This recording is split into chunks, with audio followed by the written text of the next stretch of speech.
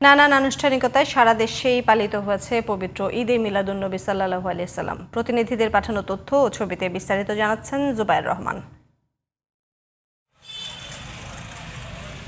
ঈদে মিলাদুন্নবী উপলক্ষে রাজশাহীতে জশ্নে জুলুসের মিছিল করেছে ধর্মপ্রাণ মুসল্লিরা। এ সময় দেশের বিভিন্ন স্থানে মাজারের হামলার নিন্দা জানান তারা। এছাড়া জেলখানা, এতিমখানা, হাসপাতাল সহ বিভিন্ন স্থানে খাবার বিতরণ করা হয়েছে। বাংলাদেশ আহলে সুন্নাত ওয়াল জামায়াতের আয়োজনে নারায়ণগঞ্জের জশ্নে জুলুসের আনন্দ র্যালি ও শোভাযাত্রা হয়েছে।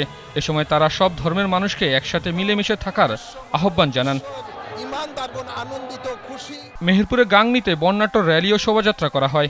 গাংনী দুরুস সুন্নাত মোক্তারিয়া হাফিজিয়া মাদ্রাসা ও এতিমখানার শিক্ষক শিক্ষার্থীরা এ আয়োজন করেন।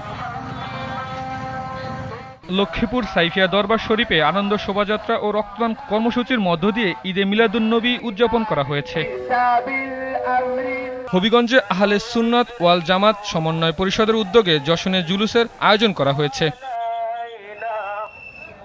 দিনাজপুর হিলিতে মিলাদুন্নবী হামনাত, স্বরচিত কবিতা পাঠ, কুইজ প্রতিযোগিতা, আলোচনা সভা ও দোয়া মাহফিল অনুষ্ঠিত হয়েছে। গাউসিয়া কমিটি বাংলাদেশ সিলেট জেলার উদ্যোগে ঈদে মিলাদুন্নবী উপলক্ষে র্যালি অনুষ্ঠিত হয়েছে।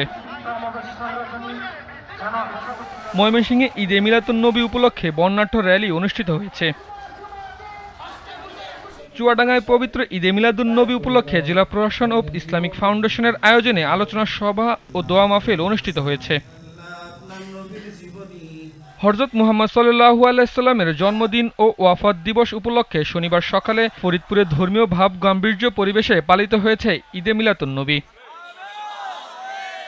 খাগড়াছড়িতে পবিত্র ঈদে মিলাদুন্নবী উপলক্ষে আহলে সুন্নাত ওয়াল জামায়াতের উদ্যোগে জশ্নে জুলুস বের হয়ে শহরের বিভিন্ন সড়ক প্রদক্ষিণ করে। পবিত্র ঈদে মিলাদুন্নবী উপলক্ষে মানিকগঞ্জে শিশু একাডেমির আয়োজনে হামদ নাত রচনা প্রতিযোগিতা, দোয়া মাহফিল ও পুরস্কার বিতরণী অনুষ্ঠিত হয়েছে।